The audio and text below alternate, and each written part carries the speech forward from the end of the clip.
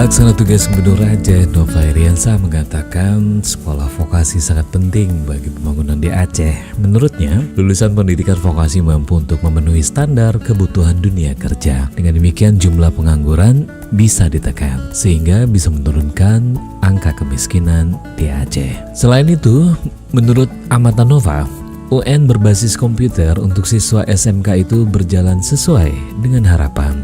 Tidak ada siswa yang tidak hadir dan ruangnya nyaman serta perawatan komputer juga standar. Satu hal yang dikhawatirkan oleh PLT Gubernur Aceh yaitu dalam pelaksanaan ujian berbasis komputer itu, yakni terputusnya aliran listrik.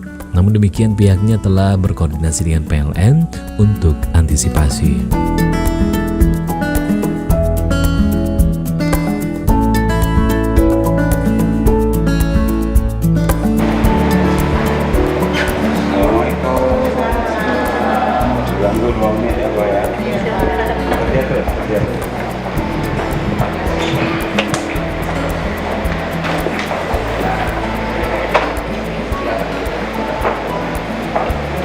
Kecepatan komputer sama ini?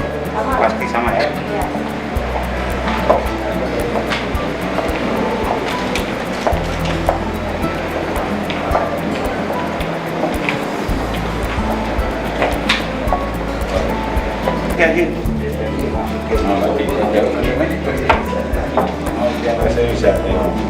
Indonesia.